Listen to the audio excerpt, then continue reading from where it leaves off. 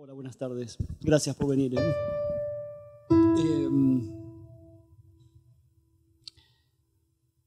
Esta presentación empieza con un fragmento de una partitura y va a terminar con el mismo fragmento de la partitura. Y quizás vamos a encontrar el porqué de esa reiteración justamente al final de la presentación.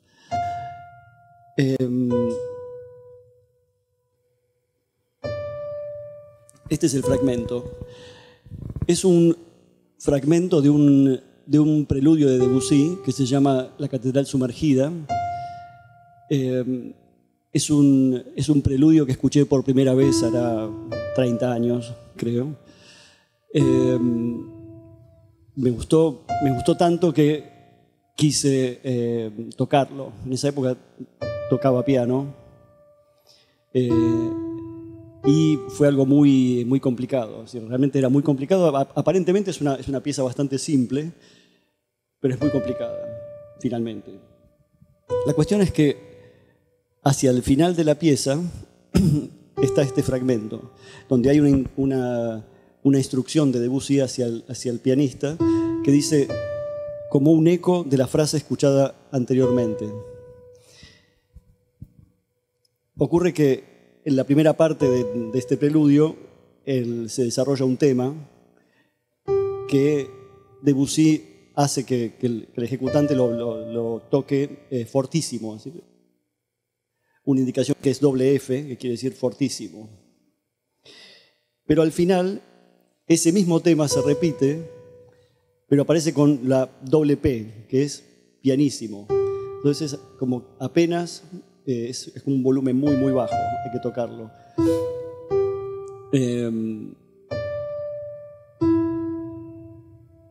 Entonces realmente esta segunda aparición del tema aparece como un eco de la primera aparición del tema. Después veremos de qué se trata esto.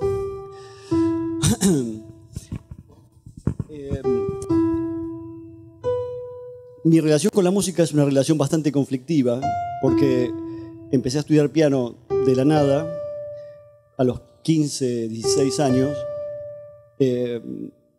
simplemente porque pensé que me iba a interesar y realmente me gustó, me interesó muchísimo y empecé a estudiar intensamente piano, primero con el piano de la profesora y después con un piano propio. Pero me encontré con un problema, es decir, apenas empezaba a estudiar más intensamente, me encontré con el problema de que me costaba mucho leer las partituras.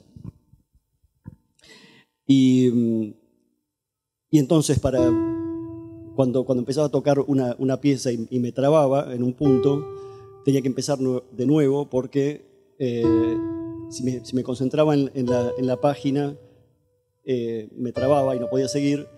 Y si me la acordaba de memoria, a veces fallaba la memoria y entonces me trababa. Con lo cual era una situación bastante conflictiva con la pieza musical. Pero también cuando yo lograba tocarla entera, era algo muy, muy agradable, ¿no?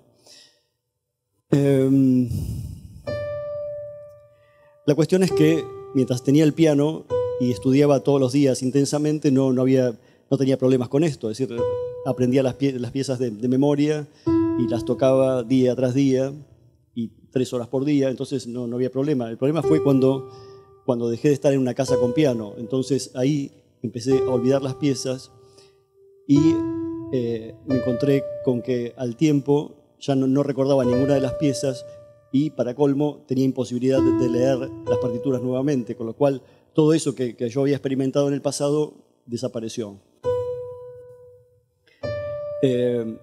Fue hace relativamente poco que empecé con el piano nuevamente y consciente de esta imposibilidad de lectura empecé a trabajar más en la improvisación. No sé con qué resultados, pero fue algo un poco menos conflictivo, de hecho.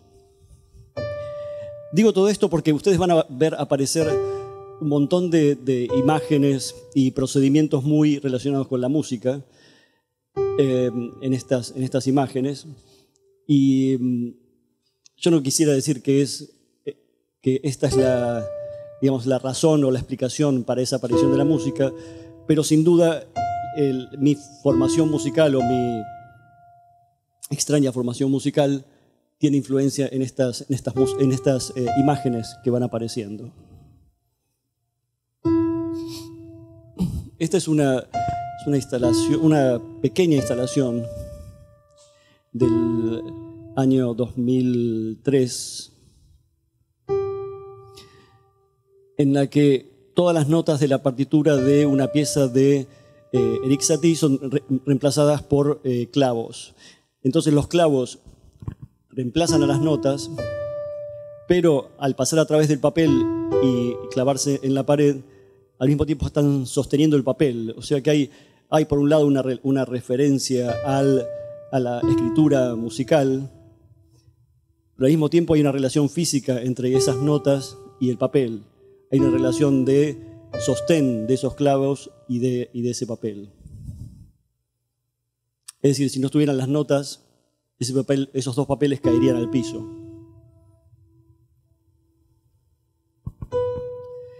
Bueno, finalmente, ahora viene la explicación de por qué está sonando esto, ¿no? Esta es una pieza que hice en el año 97, en una época en que estaba haciendo una residencia en Londres, en un lugar que se llama Delfina Studios Trust. En esa época, voy a decirle a mi hijo que, Vicente, baja un poquito el volumen, por favor. Ah, bueno.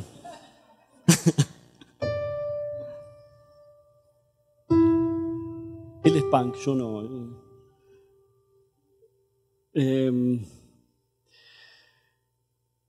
Entonces, en esa época estaba en Inglaterra y obviamente estaba interesado en hablar inglés, ¿no? Algo hablaba, pero obviamente me faltaba muchísimo. Entonces decidí empezar a comprar diarios todos los días y entonces leía algunos artículos y me enteraba de lo que estaba pasando en el planeta, ¿no? Y casi sin darme cuenta empecé a hacer una colección de noticias.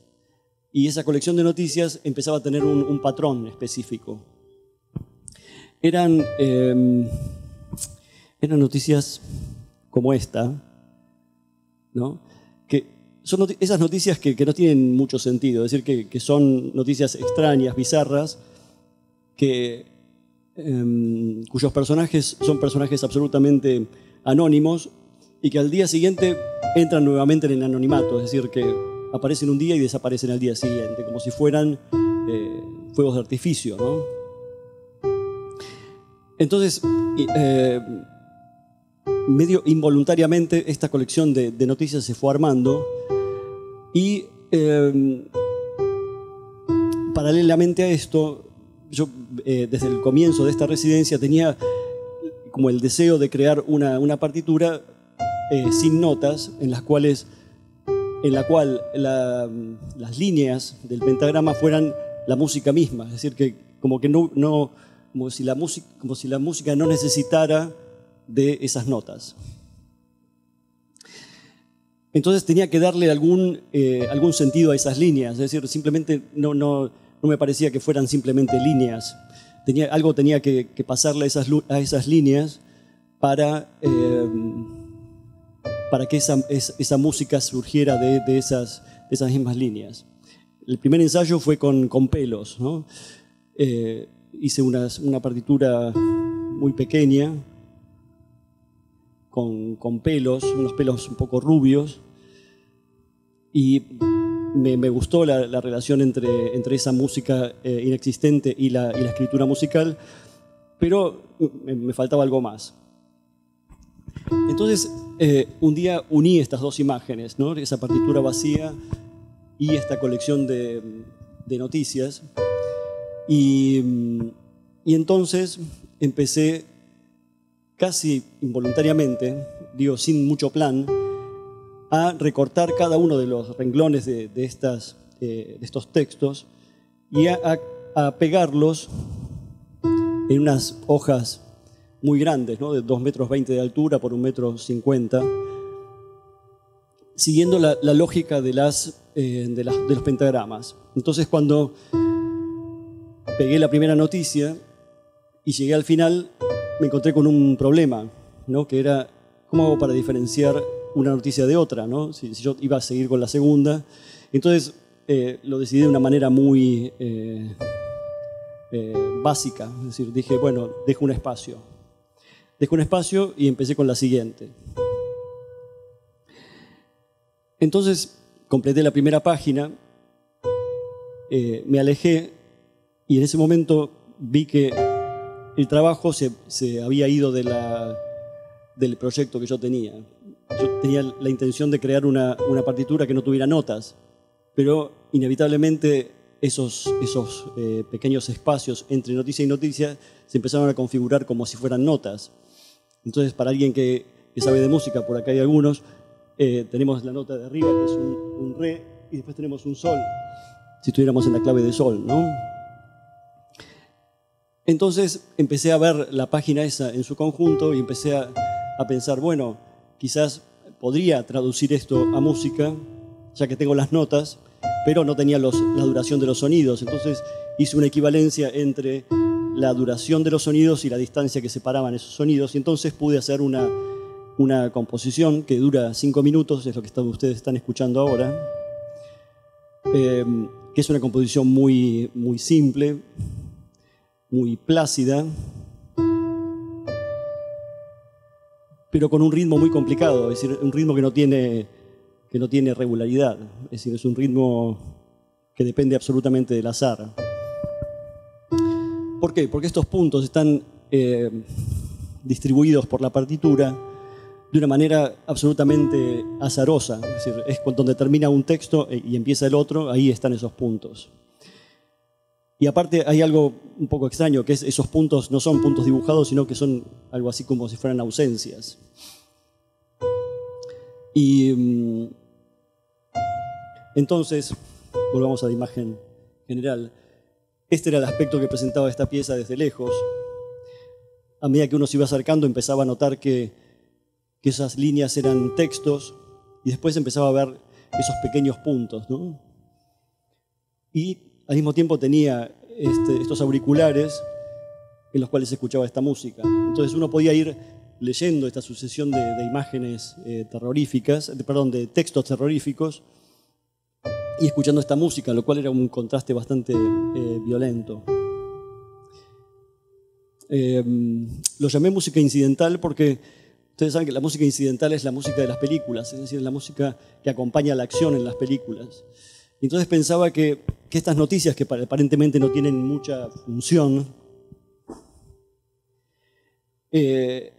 tienen quizás la función de crear una especie de acompañamiento a la vida de todos los días, ¿no? Es decir, no da una noción entera de la vida cotidiana, pero es una especie de colchón de apariciones y desapariciones que nos acompaña permanentemente.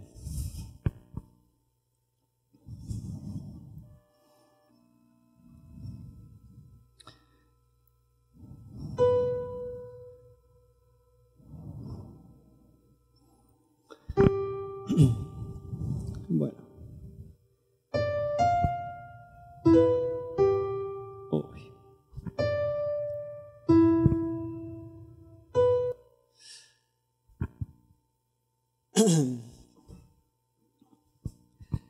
Este es un trabajo del año, también del año 2004,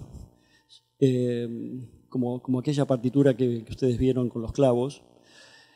Y de este trabajo hice 2 o 3 versiones, pero esta que está aquí se llama Un charco de sangre. Y es un dibujo que aparece en una pared, está pegado directamente sobre la pared, de papeles, también recortes de periódicos, textos enteros de noticias policiales también. Ocurre que había notado que en las noticias policiales, sobre todo en un medio que es Crónica, las noticias policiales siempre incluían una imagen o una frase que era como el lugar común de varias historias totalmente diferentes. Entonces, en este caso, no sé si ustedes llegan a leer ahí, es la frase un charco de sangre, ¿no? Entonces decían, por ejemplo, el delincuente cayó en medio de un charco de sangre, ¿no? O la persona cayó en un charco de sangre. Entonces, es una imagen, no sé, pseudopoética que caracteriza este tipo de textos, ¿no? Entonces pensé que iba a pegar todos estos textos de todas estas historias y las iba a hacer coincidir en un punto en donde se juntaban todas estas, donde se juntaba toda una columna de charco de sangre. Entonces, de alguna manera, lo importante, es decir, qué había pasado, quiénes eran los protagonistas de esta historia, pasaban a un segundo plano porque el interés, el acento estaba puesto en una pseudo imagen poética. Esto es un detalle.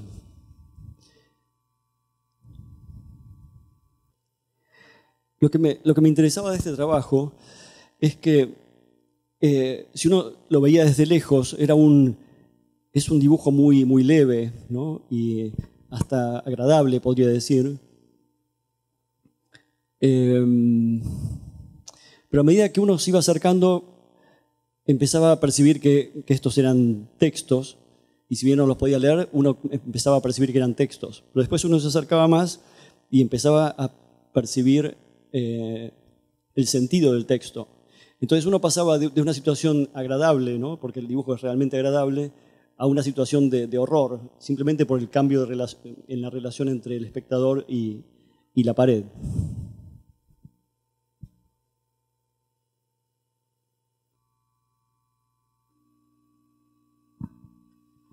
Esto es un poco posterior.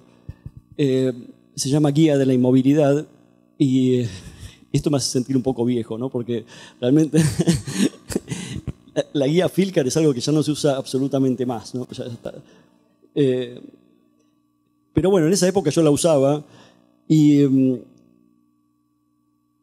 entonces hice este trabajo que consiste en quitar todas las manzanas, ¿no? Todos los bloques de manzanas de esta guía Filcar. Entonces solamente quedaban las calles, las avenidas, quedaba el río también. Y entonces por la superposición se creaban unas tramas sumamente intrincadas. Este trabajo para mí es como una película de ciencia ficción, ¿no? Es una película en la que toda la gente de la ciudad ya no tiene dónde estar ni tiene a dónde ir. Entonces están todos en las avenidas y en las calles diciendo, ¿y ahora qué hacemos, no? Y por eso lo llamé Guía de la Inmovilidad.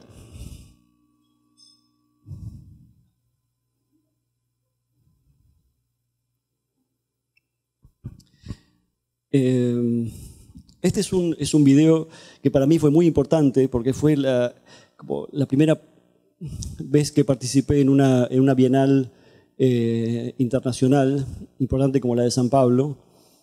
Es del año 2004 y es un video que se llama Caja de Música y es un video que se proyectaba en un pequeño plasma de como mucho 20 pulgadas en una habitación oscura y con dos parlantes a ambos lados de la pantalla.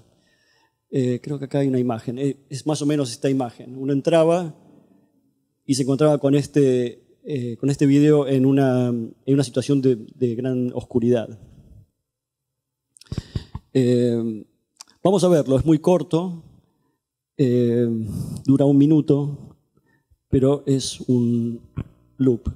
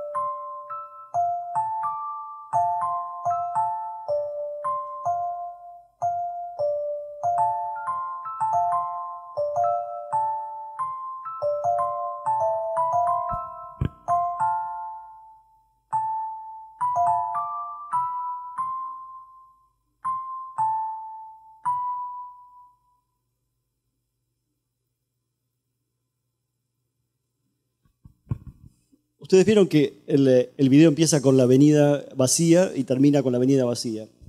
Este grupo de coches que pasan son el grupo de coches que pasan en una luz verde, ¿no? Es decir, pasan los coches de una luz roja y entonces queda un espacio vacío entre un grupo y otro grupo. Entonces lo que hice fue tomar un grupo de autos tomado al azar y lo puse en loop. De tal forma que después de este momento en que está la avenida vacía, vuelve el mismo grupo de autos y suena exactamente la misma música.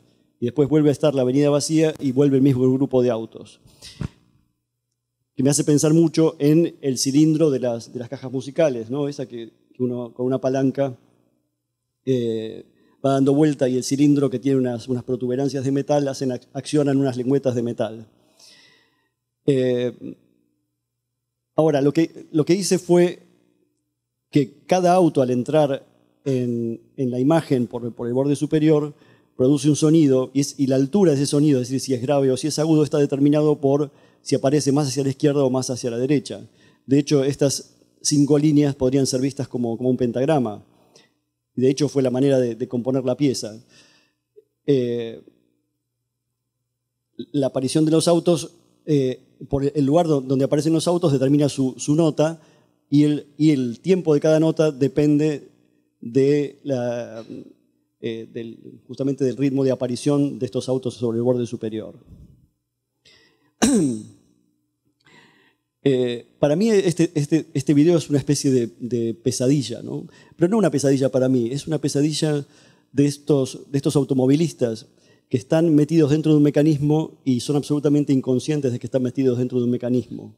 Que, digamos, yo soy el único que es consciente de que estos personajes están adentro de un mecanismo. Pero sin darse cuenta, ¿no? Había una persona con una cámara de video y de repente entraron en un loop del cual no van a salir jamás.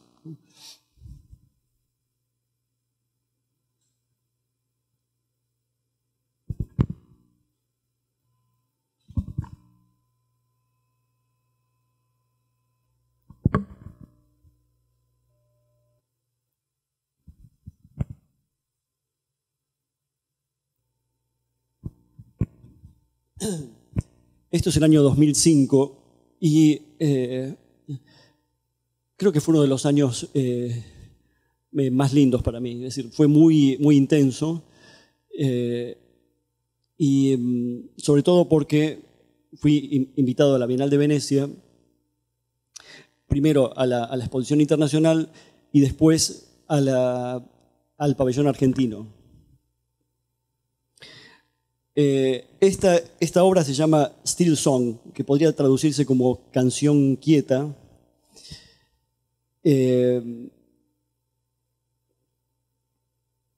Y estaba en la muestra internacional. Esta era una habitación de una altura de 3 metros aproximadamente, y tanto las paredes como el techo como el piso estaban agujereados. Pero estaban agujereados, a ver si consigo un detalle, de una manera muy violenta. De hecho, como si fueran disparos, ¿no? Y por otro lado, estas manchas, estos agujeros, reproducían de alguna manera los reflejos que una supuesta luz daría sobre esta bola de espejos. Es decir, rebotaría sobre esta bola de espejos e impactaría sobre las paredes, el piso y el techo. En esta obra me parece que hay una serie de paradojas, ¿no? O contradicciones, o inversiones.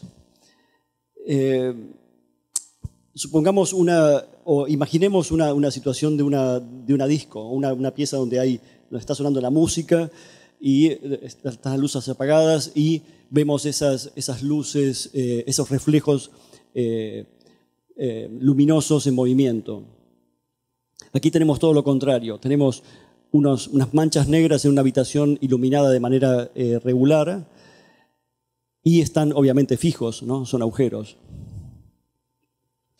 Lo que me interesa de este trabajo es pensar qué pasó, ¿no? Y es una pregunta que yo me hago también, porque eso sí me parece importante. Yo no hago la interpretación del trabajo antes de hacer el trabajo, ¿no? Quizás parto de la imagen y después me pregunto qué es lo que hice. Sería lo contrario de lo que hacen los políticos, ¿no? Bueno, entonces pensé que esto era el resultado de un accidente, ¿no? de un evento absolutamente accidental, una especie de parálisis en la música. Esa parálisis en la música hace que toda la lógica de la fiesta se termine y hay un cambio en la materialidad de la luz también. Esos rayos luminosos que impactaban sobre las paredes y sobre el piso y el techo de la habitación ahora se transforman en algo así como rayos láser, ¿no? Sí, como algo así como una luz que materialmente es fuerte, ¿no? Tan fuerte como si fuera un disparo.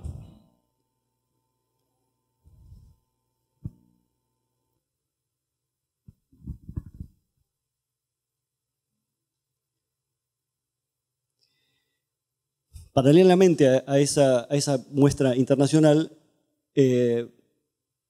como dije antes, yo era el representante de Argentina en la Bienal de Venecia, año 2005. Mi primera intención era armar una obra, una exposición con trabajos anteriores, pero claro, la Embajada Argentina había alquilado un espacio y no sé si ustedes saben, pero en Venecia hay muchos espacios que no se pueden ni siquiera tocar, es decir, que uno no puede clavar ni un clavo ni nada. Entonces me enteré de eso tarde y entonces me dijeron, bueno, hay que pensar otra cosa, ¿no? Y entonces me puse a pensar, pedí información sobre ese espacio y este espacio era un oratorio del siglo XVIII, es decir, un espacio consagrado a la música religiosa.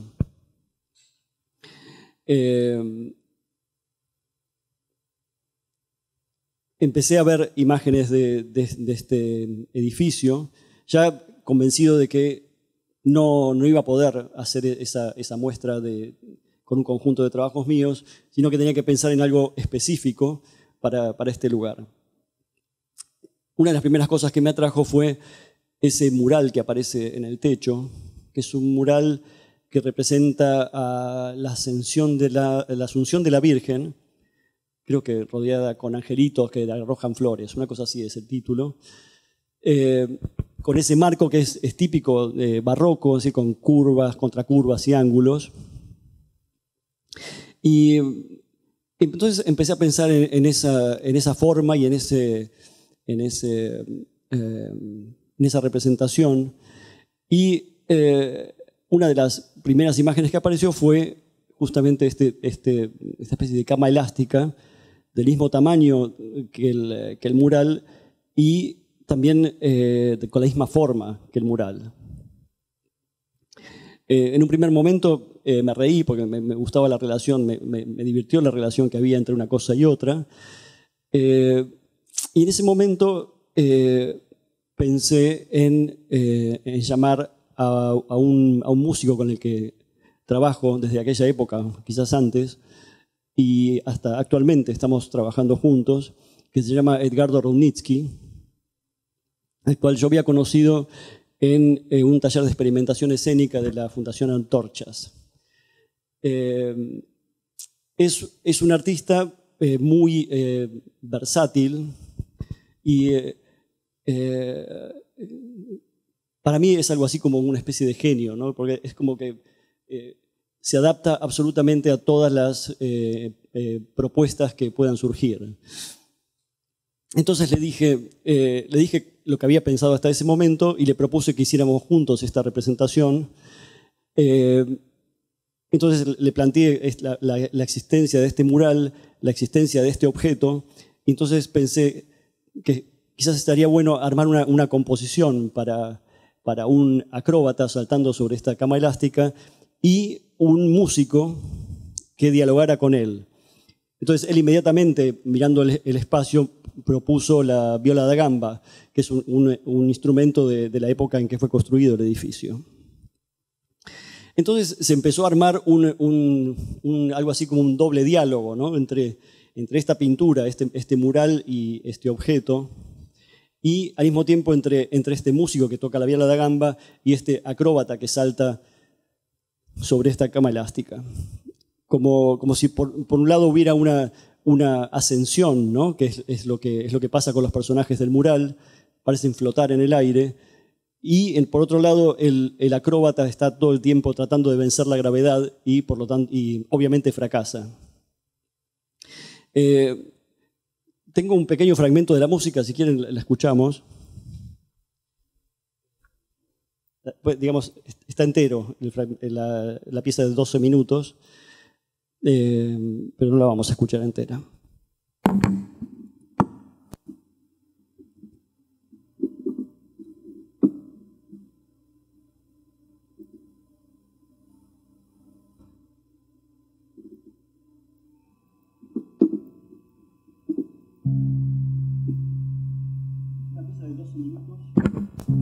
Que empieza con un solo de la viola da gamba, con un sonido persistente, hasta que aproximadamente a los 3 minutos el acróbata sube a la cama elástica y empieza a saltar y a producir una percusión.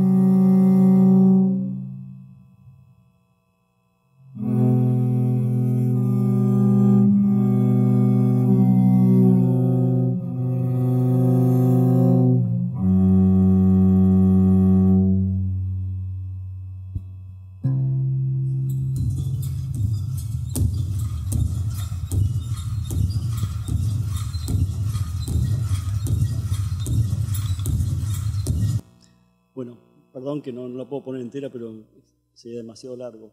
Pero es un poco para que ustedes tengan una idea de qué tipo de composición era esta.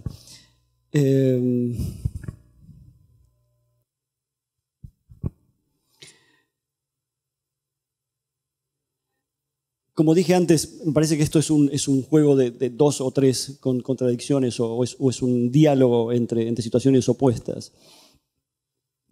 eh, la presencia de un objeto en el medio de ese oratorio es como la presencia de lo tridimensional opuesto a esa representación en la pintura, es decir, una especie de ficción de la tridimensión.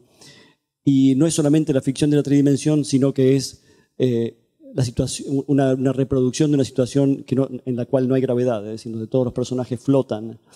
Mientras que este objeto tridimensional que está ocupando el espacio en el medio de este oratorio es al mismo tiempo la herramienta que hace que este acróbata vuelva permanentemente a intentar esa elevación inútil.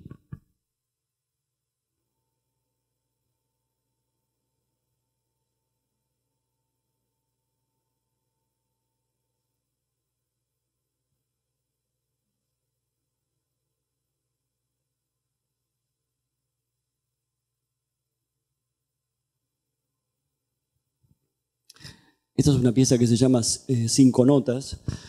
Es una pieza muy, muy larga, es decir, tiene aproximadamente 10 metros, y es muy simple, son 5 alambres, 5 cables de acero tensados, y en el medio una partitura, un pentagrama vacío, sin notas, y de nuevo, ¿no? Aparece esta cuestión de que la nota es un agujero en realidad, no está dibujado, sino que es un agujero a través del cual pasan estos cables de acero. Pienso que es una obra muy corta porque tiene simplemente 5 notas, pero al mismo tiempo es muy extensa, ¿no? En el sentido que es extensa a nivel espacial.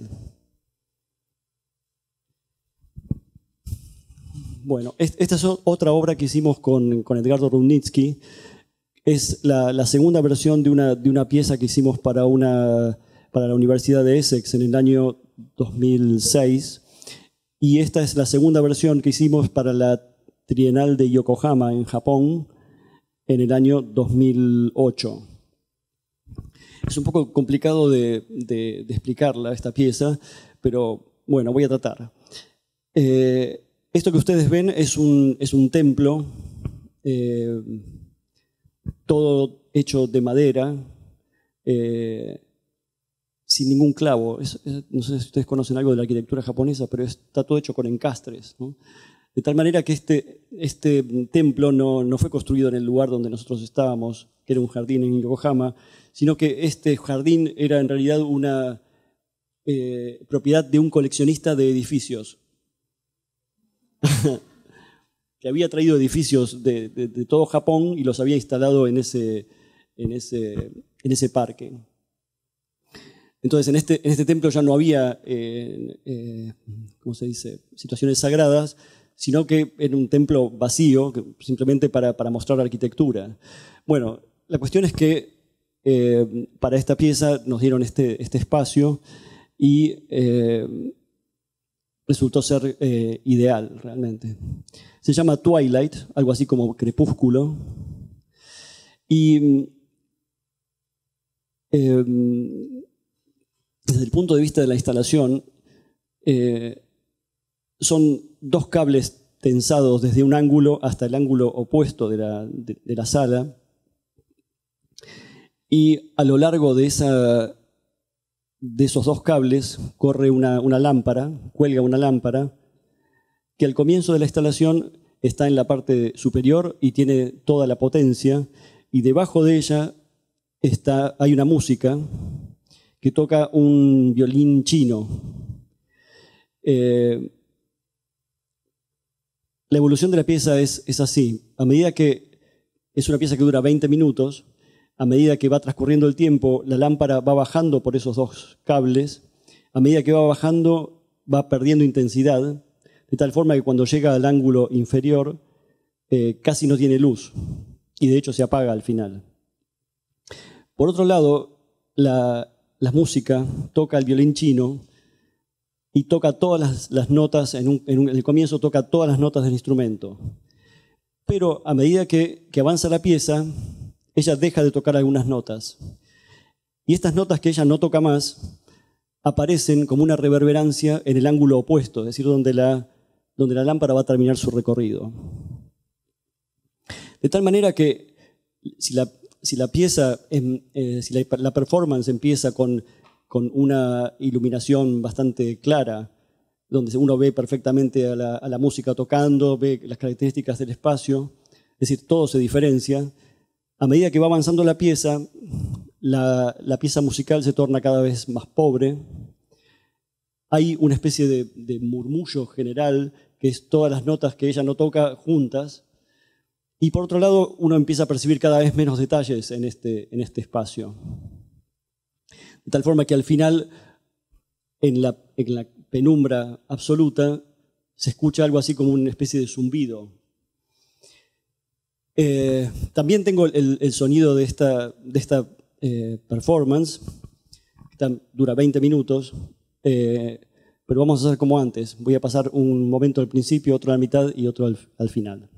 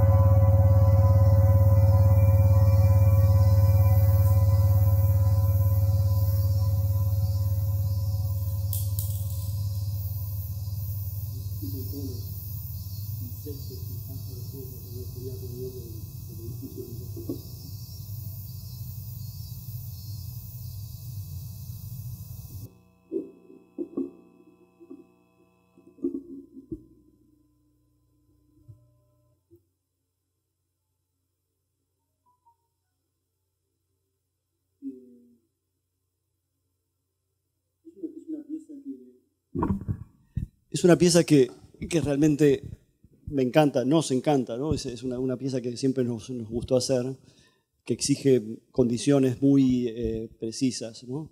De aislación sonora. Pero hay algo en la forma de esta pieza, en lo formal de esta pieza, que es esa especie de transición muy, muy gradual de la luz a la oscuridad, de la diferenciación de los sonidos a la masa de sonidos, ¿no? Y todo esto se da de una manera muy, muy, muy gradual. Por eso quizás aparece esta imagen ahora. Es una pieza que se llama Hotel, donde también hay una cuestión de nitidez en el centro, pero esta nitidez se va perdiendo hacia los extremos. Lo que vemos acá es una pintura mural y una lámpara pseudo antigua, pseudo clásica, atornillada a la pared, con las luces, con las lámparas apagadas.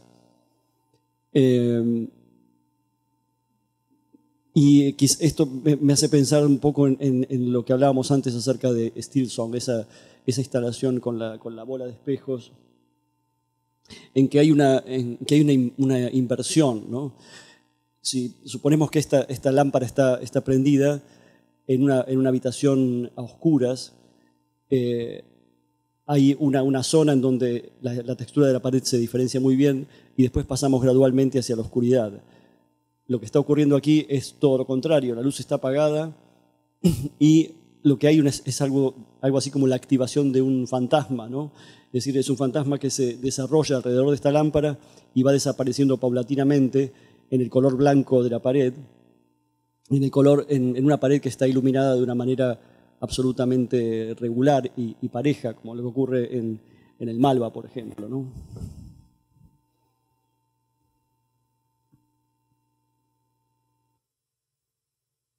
Bueno, voy a pasar esto. Esta quisiera mostrar esto porque es una pieza que junta intereses acerca del texto y intereses acerca de la música. Voy a pasar un fragmento de este video, pero les quiero contar un poco cómo está hecho este mecanismo. Se llama La balada de Matsuyama y es una historia que aparece en todas las crónicas sobre botellas, mensajes en botellas. Es la historia de un navegante japonés que naufraga en el mar de Japón. Todos los marineros y él mismo quedan en una isla de coral sabiendo que van a morir. Entonces lo último que hace Matsuyama es tallar en un pedazo de madera lo que les pasó, lo mete en una botella y lo arroja al mar. 150 años después, esa misma botella aparece en un pueblo costero donde Matsuyama había nacido. Es una historia que no sé si será verdad, pero realmente es hermosa, ¿no? Entonces lo que hice fue escribir todo este texto con letras que están formadas por agujeros. Entonces esta tarjeta, al pasar por el mecanismo de la caja de música, produce una música que es absolutamente azarosa. Es como una música producida por el texto mismo.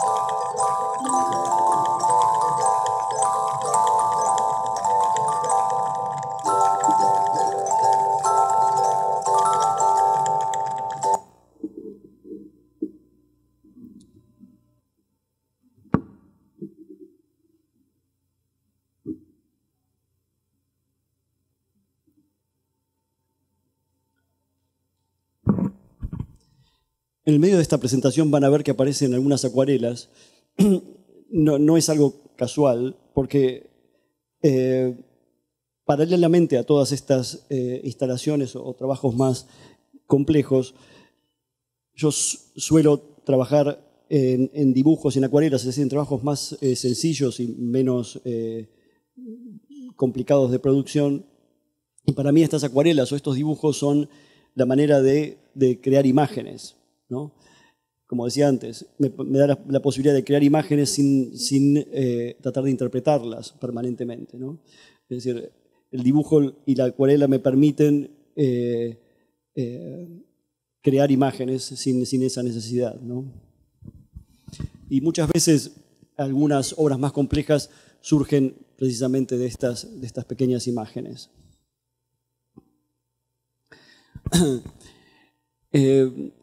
¿Se acuerdan de la instalación hotel, ¿no? La de las lámparas con ese empapelado alrededor, o aparente empapelado?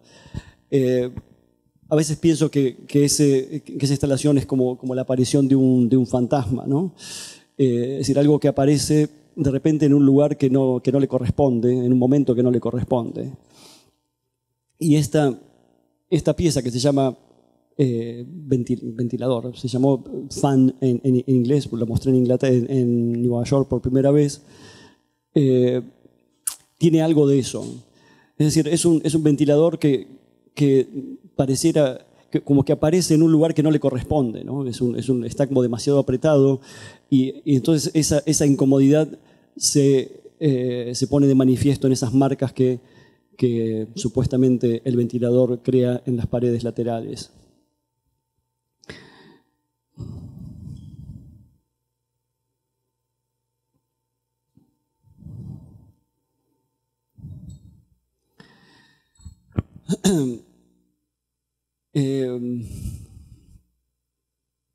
Este trabajo se llama Preludio y tiene que ver con esa partitura que les mostré al principio. Es algo así como el desarrollo visual de esa obsesión mía con el preludio de Debussy, la catedral sumergida. Ocurre que esto es el resultado de una serie de instalaciones que se hicieron en Bariloche entre 2012 y 2014. Es decir, fuimos invitados por Andrés Duprat para hacer esculturas al aire libre en Bariloche, como un comentario a lo que había pasado con las cenizas en el año 2011, creo que fue, no recuerdo bien.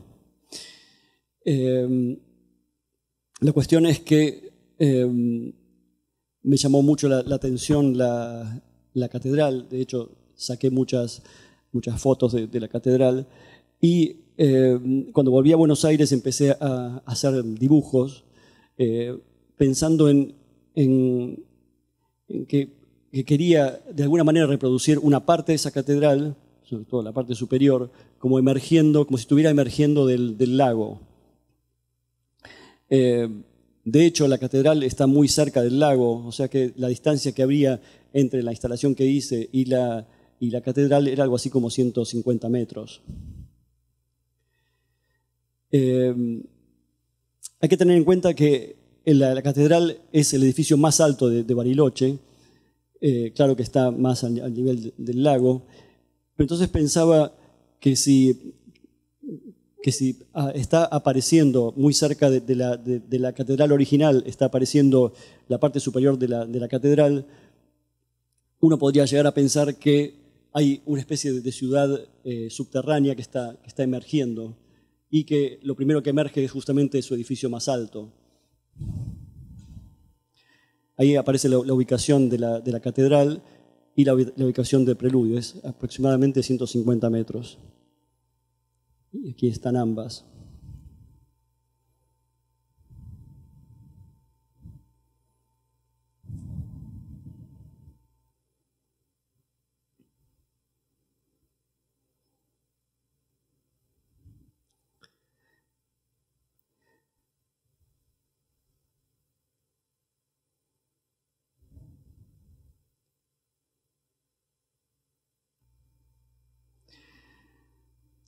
Quizás el trabajo de este trabajo, esta instalación Preludio, es el puntapié inicial para una instalación que hice en la Galería Benzacar el año pasado, en colaboración con un arquitecto, Nicolás Fernández Sanz. Pues quizás es importante recordar algunas cosas de lo que era la antigua Galería Benzacar cuando estaba en la zona de Retiro. La Galería Benzacar estaba construida en una parte de lo que había sido, de lo que era el estacionamiento subterráneo debajo de la Plaza San Martín. Y de esa función conservaba todavía muchos elementos arquitectónicos, ¿no? Es decir, las columnas de hormigón, el techo muy bajo, característico de los estacionamientos, la tubería para ventilación, es decir, había un motor que constantemente impulsaba el aire hacia el interior de ese sótano que no tenía ningún otro tipo de ventilación natural. Y después también la iluminación por spots, que a veces producían manchas en las paredes, porque obviamente el techo, al estar muy cerca, era muy difícil lograr una iluminación pareja. Si bien esto era algo que los artistas en los 80 no cuestionaban en lo más mínimo, porque realmente no era algo que fuera importante, a medida que avanzaba el tiempo, en los años 90 ya empezó a ser cada vez más importante el lugar en donde se estaba mostrando, es decir, la arquitectura del lugar. De tal forma que ya en el año 2000, los artistas de la galería empezamos a pedirle, bueno, creo que hay que mudarse de acá, ¿no? Es decir, cada vez era más complicado exponer en ese lugar. Cada vez empezábamos a ver ese conducto de ventilación como una especie de fantasma que estaba permanentemente interrumpiendo la visión. Entonces, esta es una fotografía de lo que era el espacio de la Galería Ruth Ben-Zacar en la Plaza San Martín. Claro, la galería se mudó posteriormente a un galpón en Villa Crespo y la galería actual podríamos decir que es el extremo opuesto. Tiene un techo de una altura de 8 metros aproximadamente, la iluminación es por tubos y por luz natural, o sea que es absolutamente pareja.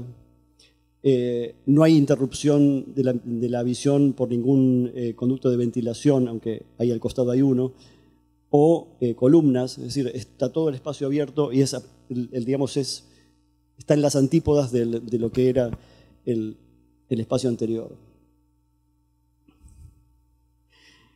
Entonces, cuando la galería se mudó y pasaron 2 o 3 años,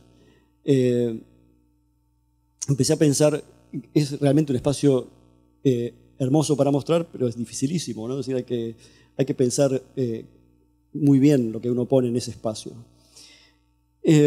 Entonces estaba un poco obsesionado con la idea de crear algo que fuera absolutamente específico para este nuevo espacio. Y me aparecieron algunas imágenes relacionadas con esta idea de reiteración, ¿no? O con esta idea de fantasma, ¿no? Que ya vimos en algunas otras obras. Entonces, quizás podemos hacer una enunciación de lo que era el proyecto que pensé en ese momento. Quería reproducir el espacio de la Galería Ben-Zacar vieja en el espacio nuevo, lo cual era una especie de doble pesadilla, ¿no? Porque nos habíamos logrado sacar de encima ese espacio y ahora lo que yo estaba proponiendo era crearlo de nuevo adentro de este espacio. Las medidas de un espacio y de otro no eran tan diferentes como se ve en este plano. Lo rojo es la galería vieja y lo nuevo está en negro. La cuestión es que la galería no entraba perfectamente. La galería vieja no entraba exactamente en la galería nueva, lo cual en un primer momento me desalentó. Y después dije, no, quizás está bueno el hecho de que haya fricción entre lo nuevo y lo viejo, ¿no?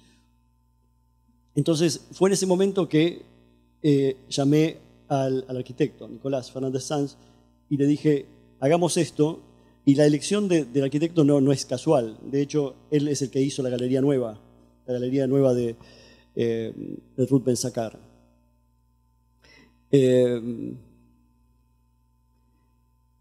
Entonces decidimos hacer una una reproducción del espacio, pero no una reproducción fiel.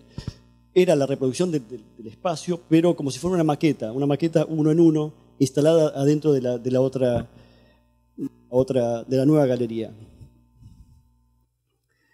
Es así que este es el aspecto que presentaba desde el interior la instalación. Y habíamos decidido usar una especie de ¿cómo se diría? Acordamos en que toda la maqueta sería de madera, ¿no? Entonces había que reproducir todos los detalles de la galería en madera, y de esa forma los espacios que quedaban en blanco, las paredes que aparecían en blanco, eran obviamente la interferencia con el espacio nuevo. Esa es la maqueta de la instalación, en donde en blanco el espacio nuevo, en color madera es el espacio antiguo. Y esta es una serie de fotos de la instalación. Esto es lo que veía uno cuando entraba en la galería nueva, y una vez que uno pasaba esa puerta, se encontraba con esto, ¿no? Era como una especie de caja, ¿no? Donde, digamos, no se diferenciaban los materiales, pero se percibía perfectamente, por ejemplo, el conducto de ventilación estaba, las columnas estaban, incluso en una época había unos banquitos adosados a las columnas, que reprodujimos también.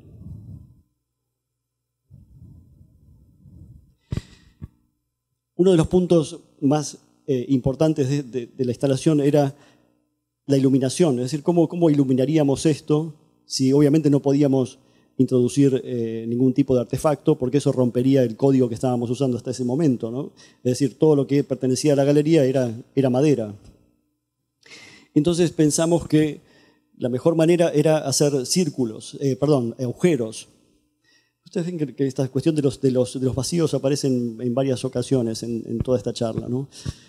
La cuestión es que los agujeros lo que hacían era permitir la entrada de luz artificial y natural de la galería nueva, pero al mismo tiempo permitía al espectador que estaba adentro de la galería percibir detalles de la galería que la contenía. Es decir, uno a través de estos agujeros podía percibir la estructura del techo del galpón de la galería. Entonces, simbólicamente funcionaba como que el espacio nuevo de alguna manera estaba iluminando a través de estos agujeros a la galería antigua. Este es un detalle de uno de esos agujeros.